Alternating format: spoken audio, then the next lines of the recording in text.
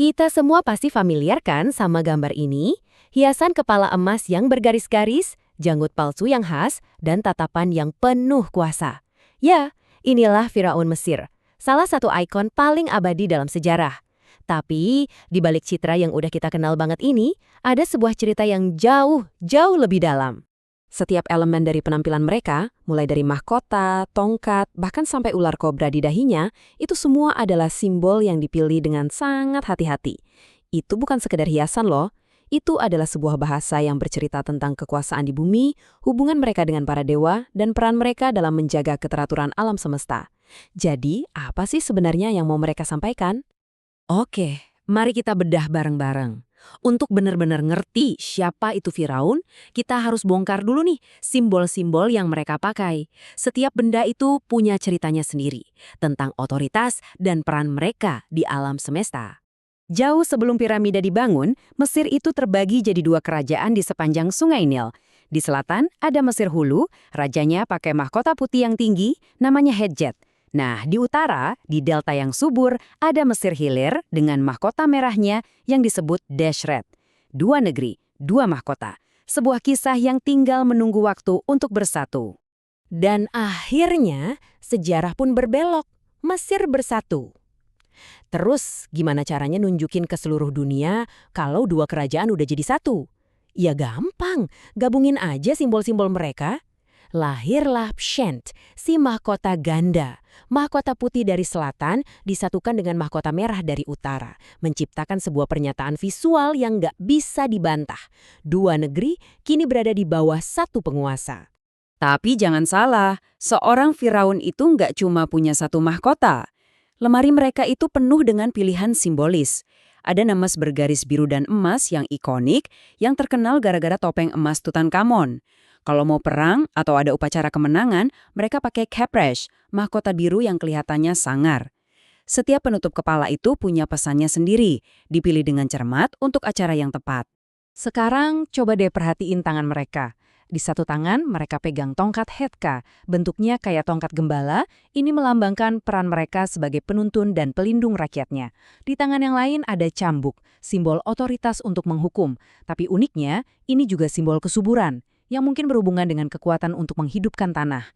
Bimbingan dan kekuatan, gembala dan penguasa, semuanya ada dalam dua benda ini.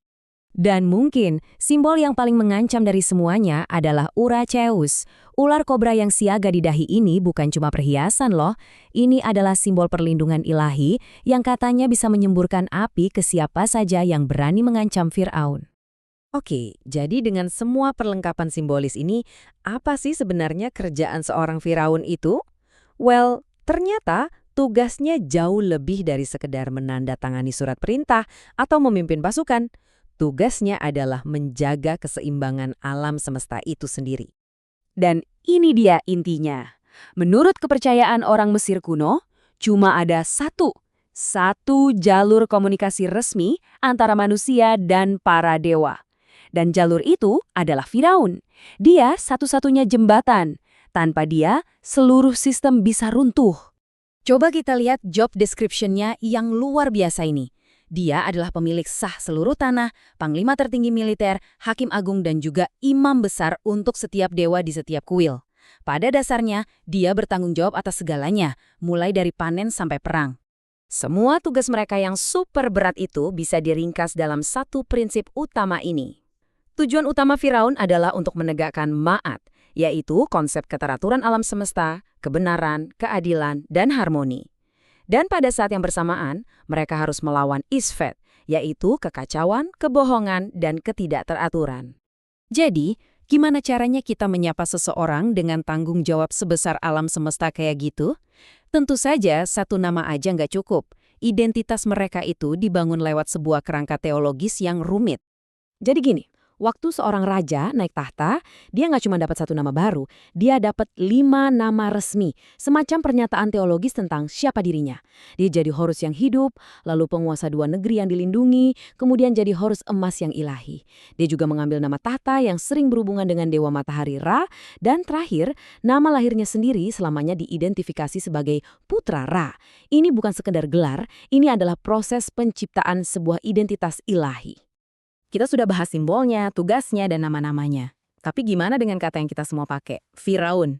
Siap-siap ya, karena asal-usul dari kata yang paling terkenal ini ternyata punya kejutan besar. Nah, ini pertanyaan yang mengubah segalanya.